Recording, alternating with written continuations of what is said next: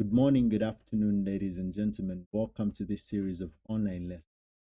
Ready? Please subscribe to the channel and leave a like for this video.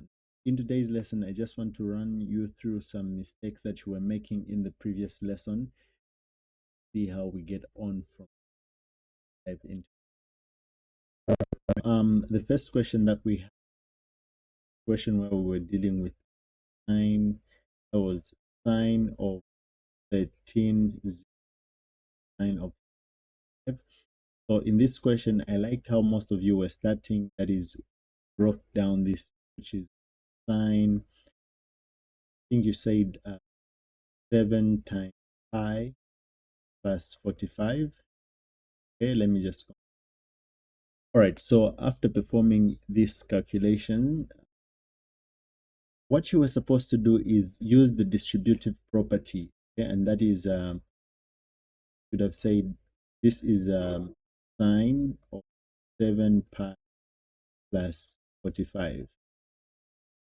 Then the distributive property is that we have sine, so you're using sine a plus b equal to sine a cos b.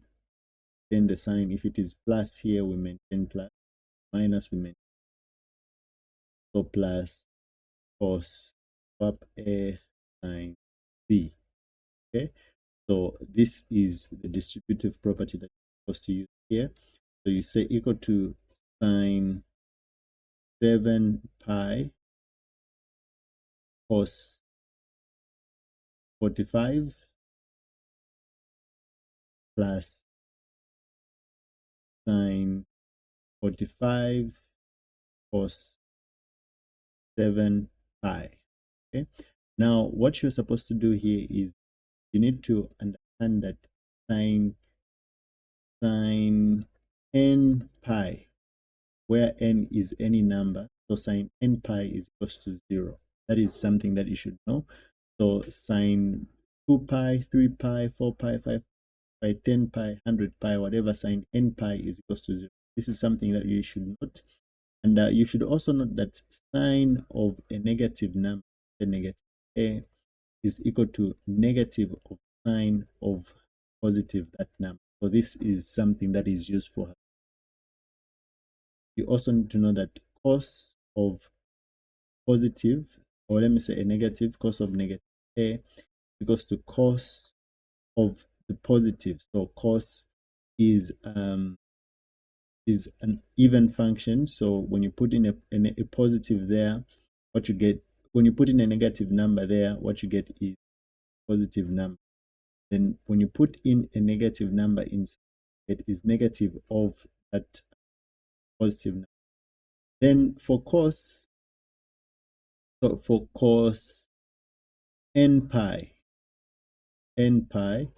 this is equal to negative 1 to the power. Okay, so it will be alternating between negative and positive. So this is something that you should also note. So cos n pi is equals to negative 1 to the power n. So for instance, in this case, we have cos 7 pi. So this is equals to negative 1 to the power 7. So what is negative 1 to the power? So these are formulas that you're supposed to use. So applying these formulas here, so this will be 0. So if this is 0, then this whole thing will be 0. Then we know what sine 45 is. So sine 45 is equals to root of 2 over 2. Then this one, we use this formula, cos n pi is equals to negative 1 to the power n, so which will just give us 1 as here. Then so the final answer that you were supposed to get for sine, that was sine 1305, this was equal to, so this part will be 0, so that will be 0. Then this will be root of 2 over